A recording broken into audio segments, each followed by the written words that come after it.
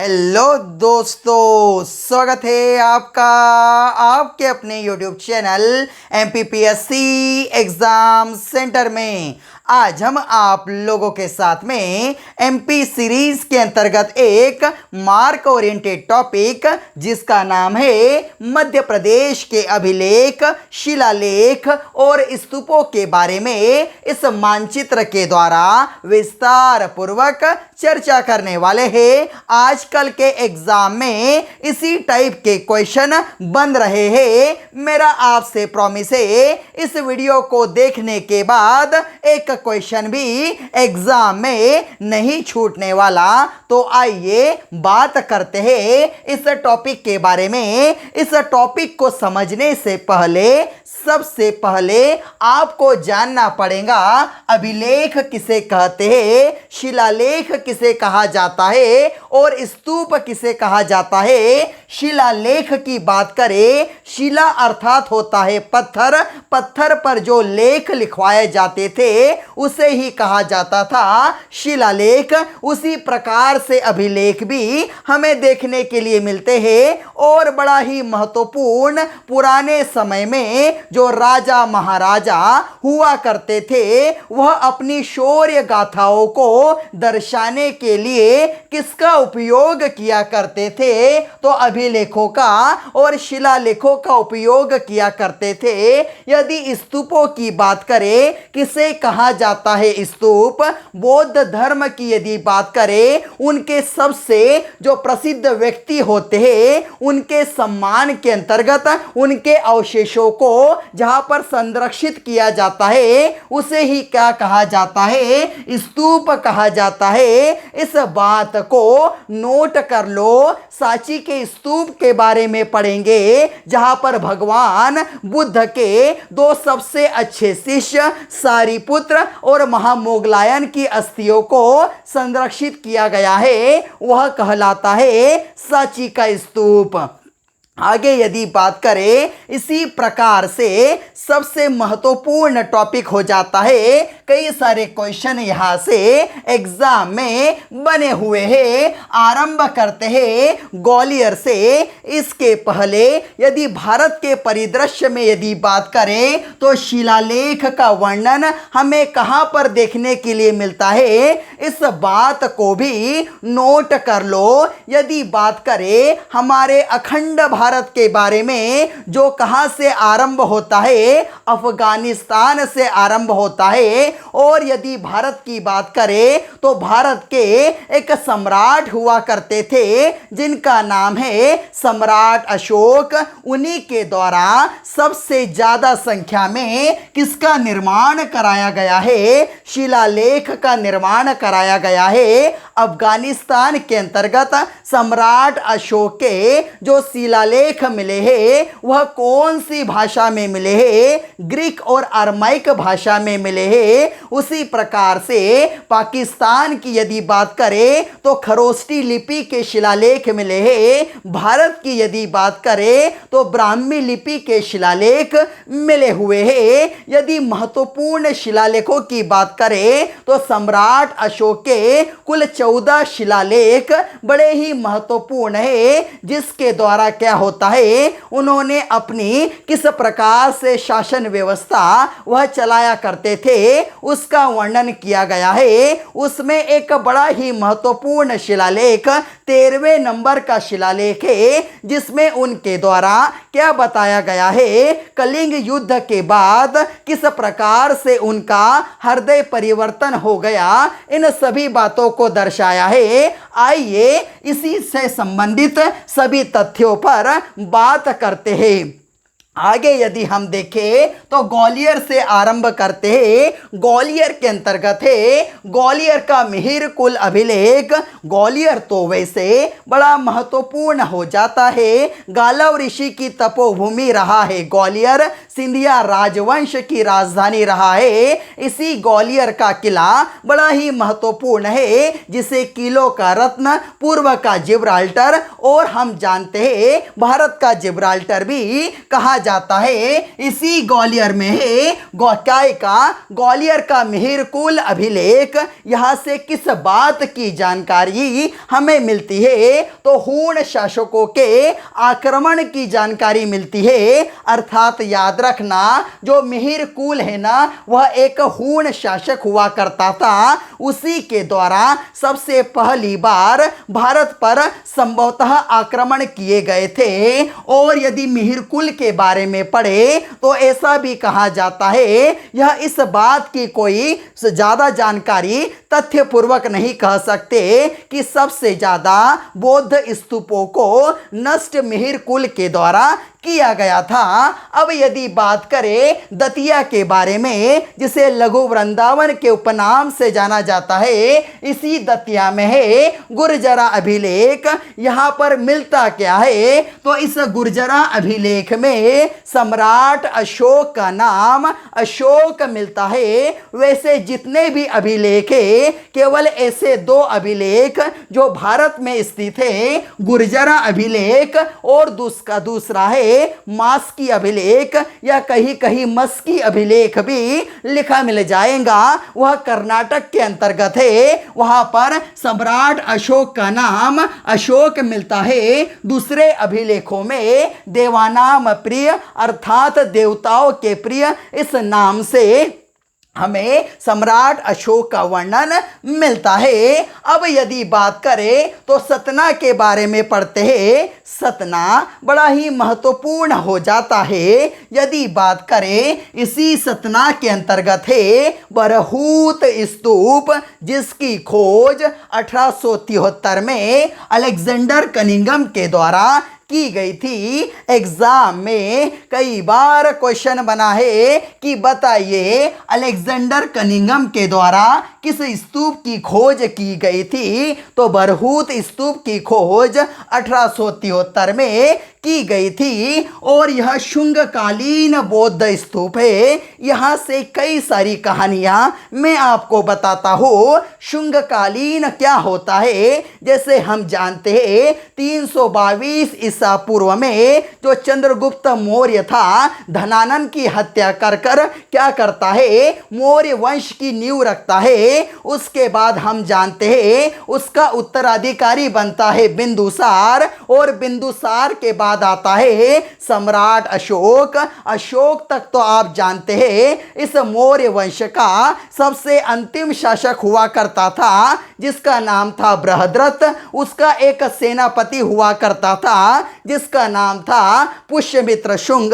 और इस पुष्यमित्र शुंग के द्वारा जो मौर्य वंश का अंतिम शासक था बृहद्रथ, उसकी हत्या कर दी जाती है। और पुष्यमित्र शुंग के द्वारा इस शुंग वंश की नींव रखी जाती है। पुष्यमित्र शुंग जो था ब्राह्मण जाति से था, इसलिए इस वंश को याद रखना ब्राह्मण वंश के नाम से भी जाना जाता है। यह वही पुष्यमित्र शुंग है जिसके द्वारा अपनी राजधानी विदिशा को बनाया जाता है। 2 बार अश्वमेध यज्ञ पतंजलि की सहायता से कराए गए थे, ऐसा कहा जाता है। यदि शुंग वंश की बात करें, शुंग वंश के कार्यकाल के दौरान कई सारे बौद्ध स्तूपों को, लगभग 80,000 बौद्ध स्तूपों को नष्ट करा दिया गया था। उसी के समय एकमात्र ऐसा हम कह सकते हैं स्तूप जिसका निर्माण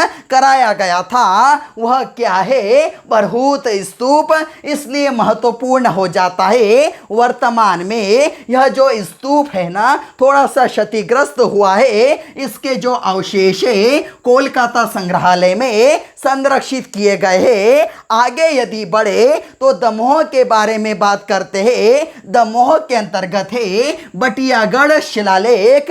एग्जाम में एजिटीज पूछ लेते हैं बटियागढ़ शिलालेख मध्य प्रदेश की किस जिले में है? तो दमोह में है। इस प्रकार से याद कर लो, बटिया से कर लो बिटिया, बिटिया से सभी को मोह होता है, मोह से कर लो दमोह। आगे यदि बात करें कटनी के बारे में, तो कटनी के अंतर्गत है रूपनाथ अभिलेख, जो कि ब्राह्मी लिपि एवं पाली भाषा में लिखा गया है। गोपनाथ अभिलेख यदि पूछ ले तो गलती से याद रखना, जबलपुर मत टिक कर देना। यह कहाँ पर है? तो कटनी में है। रीवा की यदि बात करें तो यहाँ पर है सुपिया अभिलेख। इस प्रकार से याद रख लो, रीवा को कोरदौ रवि और रवि ने क्या पिया? कुछ सूप पिया है। इस प्रकार से कर लो। सुपिया अभिलेख इस वंश से बड़ा ही महत्वपूर्ण, इस अभिलेख से याद रखना गुप्त वंश के वंशावली के साक्ष्य मिले हैं। थोड़ी सी बात कर लेते हैं गुप्त वंश के बारे में। वैसे तो गुप्त वंश की नींव 240 के अंतर्गत श्री गुप्त के द्वारा रखी गई थी। श्री गुप्त संस्थापक थे गुप्त वंश के। और हम जानते हैं चंद्रगुप्त प्रथम के बारे में, जो सबसे महान सम्राट कहलाते हैं गुप्त वंश के। और उन्हीं के उत्तराधिकारी हुआ करते थे कौन? तो याद रखना समुद्रगुप्त, जिन्हें भारत का नेपोलियन और कविराज भी कहा जाता है, जिनके हरिसेन दरबारी कवि हुआ करते थे। और आपने सुना होगा भानुगुप्त के बारे में, बड़े ही महत्वपूर्ण हो जाते हैं भानुगुप्त। और आपने सुना होगा, याद रखना किसके बारे में? तो कुमार गुप्त के बारे में। कुमार गुप्त के समय ही भारत पर हूण शासकों के आक्रमण आरंभ हो गए थे। कुमार गुप्त यह वही है जिनके द्वारा बिहार में नालंदा विश्वविद्यालय की स्थापना की गई थी, जो संपूर्ण भारत का सबसे प्राचीनतम विश्वविद्यालय कहलाता है। आगे यदि बात करें बड़ा ही महत्वपूर्ण जबलपुर की बात करें तो बिलहरी का मठ या अभिलेख कहाँ पर है? तो जबलपुर में है। सागर के बारे में बात कर लेते हैं। सागर वैसे तो यदि हम देखें बेतवा नदी के किनारे आपको देखने के लिए मिल जाएगा। यहीं पर मिला था एरण अभिलेख। इस एरण अभिलेख से सती प्रथा के साक्ष्य प्राप्त हुए हैं 510 ईसा पूर्व में। और याद रखना कृष्णदत्त वाजपेयी के निर्देशन के अंतर्गत इन साक्ष्यों को प्राप्त किया गया था। जब गुप्त वंश चला करता था तो बड़ा महत्वपूर्ण हो जाता है। इस सागर को स्वभोग नगर के नाम से जाना जाता था। और एक छोटी सी बात मैं आपको बता रहा हूँ, मैं अभी जिक्र कर रहा था भानुगुप्त के बारे में। उन्हीं के एक सेनापति हुआ करते थे भोजराज। जब उनकी मृत्यु हो जाती है तो उनकी पत्नी के द्वारा क्या कर लिया गया था? सती प्रथा हो गई थी। सती हो गई थी उनकी पत्नी। तभी से सती प्रथा ऐसा माना जाता है संपूर्ण विश्व के अंतर्गत सबसे पहली बार साक्ष्य हमारे इसी एरण अभिलेख से प्राप्त होते हैं। आगे यदि बात करें तो विदिशा के बारे में बात कर लेते हैं। बड़ा ही महत्वपूर्ण हो जाता है विदिशा। वैसे तो बड़ा महत्वपूर्ण गरुड़ स्तंभ कहाँ पर है, जिसे वर्तमान में वहाँ के स्थानीय लोग खाम बाबा के नाम से जानते हैं। एक ग्रीक राजदूत हुआ करता था, जिस समय हम जानते हैं पुष्यमित्र शुंग के द्वारा इस विदिशा को अपनी राजधानी बनाया गया था। उसी के समय क्या होता है, जो ग्रीक राजा था उसका राजदूत था हेलियोडोरस, वह यहाँ पर आता है। भगवान विष्णु के सम्मान में इस गरुड़ स्तंभ का निर्माण कराया गया था। और इसी विदिशा के बारे में और देख लेते हैं। उदयगिरी शिलालेख कहाँ पर है? उदयगिरी गुफाओं के बारे में भी मैंने आपको बताया है जब हम मध्य प्रदेश की गुफाओं के बारे में पढ़ रहे थे। यहाँ पर एक शंकर नाम के व्यक्ति के द्वारा क्या किया गया था, जो हम देखें जो जैन धर्म है उनके 23वें तीर्थंकर थे। क्या नाम था? पार्श्वनाथ। उनकी प्रतिमा को स्थापित किया गया है। उसी का उल्लेख यहाँ पर मिलता है। जैन धर्म की यदि बात करें तो सबसे अच्छा धर्म माना जाता है। यदि बात करें इनके सबसे पहले तीर्थंकर कौन थे? ऋषभदेव थे। और 23वें के बाद 24वें थे भगवान महावीर, जो जैन धर्म के सबसे अंतिम तीर्थंकर है। इस बात को भी नोट कर लो।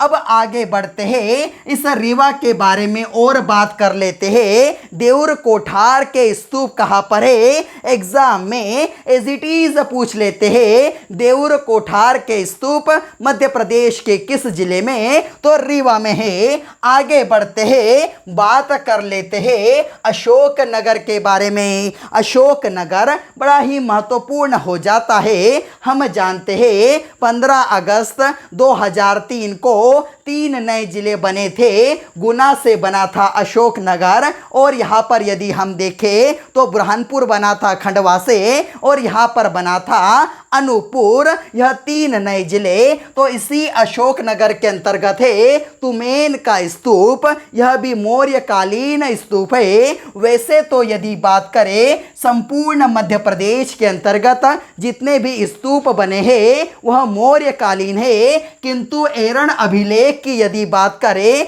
तो बड़ा महत्वपूर्ण है यह अभिलेख है। किंतु यह किस वंश से संबंध है, इसका गुप्त वंश से है। इस बात को भी नोट कर लेना।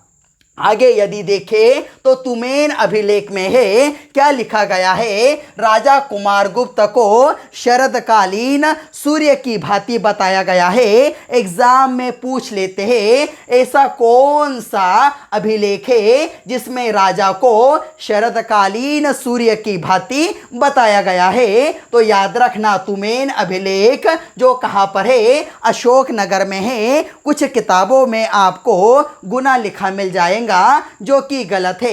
विदिशा के बारे में बता दिया। अब बात करते हैं मंदसौर के बारे में। मंदसौर बड़ा महत्वपूर्ण हो जाता है, जिसका प्राचीनतम नाम दशपुर, ग्यारसपुर या इंद्रगढ़ हुआ करता था। जो रावण था उसकी पत्नी जो थी मंदोदरी, उनका संबंध यही से रहा है। शिवना नदी के तट पर है। भगवान पशुपतिनाथ का सबसे बड़ा मंदिर है। यहाँ पर अष्टमुखी जो है प्रतिमा विराजित की गई है, जो किसके समान है, यदि नेपाल के काठमांडू के अंतर्गत जो पशुपतिनाथ की मूर्ति है लगभग उसी के समान है। यहाँ पर क्या है, मंदसौर में मिला है। यह जो मिहिर कुल है ना, जो कि कौन था, हूण शासक था, हूण आक्रमणकारी था, उसी के द्वारा सूर्य मंदिर का निर्माण कराया गया है। और यह जो अभिलेख है ना संस्कृत भाषा में लिखा गया है। उज्जैन की बात करें, उज्जैन बड़ा महत्वपूर्ण हो जाता है। मध्य प्रदेश की धार्मिक राजधानी कहलाता है। सबसे ज्यादा मंदिर इसी उज्जैन में है। और देवों के देव महादेव कहाँ पर है, महाकाल की नगरी यही उज्जैन है। शिप्रा नदी के तट पर बसा है उज्जैन। इसी उज्जैन का बड़ा प्रसिद्ध है बौद्ध महास्तूप सम्राट अशोक द्वारा अपनी पत्नी कुमार देवी के लिए इस स्तूप का निर्माण, वहां पर एक वैश्य टेकरी है, वहां पर एक यदि देखेंगे इसी टेकरी के ऊपर, इसी टीले के ऊपर क्या बनाया गया है, महास्तूप बनाया गया है। आगे यदि आ जाए खरगोन की बात करें तो कसरावत के स्तूप बड़े ही महत्वपूर्ण हो जाते हैं। कसरावत क्या है, इसकी एक तहसील है। वहाँ पर इतबरडी टीला है जहाँ पर मौर्यकालीन 11 स्तूप प्राप्त हुए हैं। सीहोर की यदि बात कर ले तो याद रखना सीहोर बड़ा महत्वपूर्ण हो जाता है। कुंवर चैन सिंह के बारे में सुना होगा। मध्य प्रदेश के सबसे पहले यदि हम शहीद का दर्जा किसे देते हैं तो कुंवर चैन सिंह को देते हैं। एक रियासत हुआ करती थी, उसी के राजकुमार हुआ करते थे। इन्हें मध्य प्रदेश का मंगल पांडे भी कहा जाता है। और इसी यहाँ पर है पनगुराड़िया का स्तूप या पनगुराड़िया का अभिलेख कहाँ पर, सीहोर में है। रायसेन की बात करें, रायसेन भी बड़ा महत्वपूर्ण हो जाता है। 3री ईसा पूर्व में स्वयं सम्राट अशोक के द्वारा याद रखना सांची के स्तूप का निर्माण कराया गया था। हम यदि देखें जो भगवान बुद्ध है उनके 2 शिष्य हुआ करते थे, सारिपुत्र और महामोगलायन के अस्थियों को यहाँ पर संरक्षित किया गया है, इसलिए महत्वपूर्ण हो जाते हैं। सांची का जो स्तूप है उसका छायाचित्र 200 रुपए के नोट पर भी अंकित किया गया है। इसकी खोज याद रखना 1818 में जनरल टेलर के द्वारा की गई थी और इसे 1989 में यूनेस्को की विश्व धरोहर स्थल में भी शामिल किया गया है। यहीं पर है भीमबेटका, जहां पर संपूर्ण विश्व का सबसे बड़ा शैलचित्र प्राप्त हुआ है, जिसे 2003 में यूनेस्को की धरोहर में शामिल किया गया है। सभी बातें लगभग मैंने आपको बता दी और याद रखना यहीं पर है सांची का अभिलेख, यह भी रायसेन में है। यहाँ पर आर्य संघ को धन दान देने का जो वर्णन मिलता है, तो उम्मीद करता हूँ संपूर्ण जानकारी मध्य प्रदेश के अभिलेख, शिलालेख एवं स्तूपों के बारे में आपको मिल गई होंगी। एक इसका स्क्रीनशॉट ले लो और अपने अच्छे नोट्स प्रिपेयर करना। यदि आपको यह वीडियो अच्छा लगा हो तो इस वीडियो को ज़्यादा से ज़्यादा लाइक कीजिए, अपने दोस्तों के साथ शेयर कीजिए और चैनल को सब्सक्राइब जरूर करना, जिससे आप लोगों को हमारी आने वाली नोटिफिकेशन प्रॉपर वे में मिल सके। जय हिंद।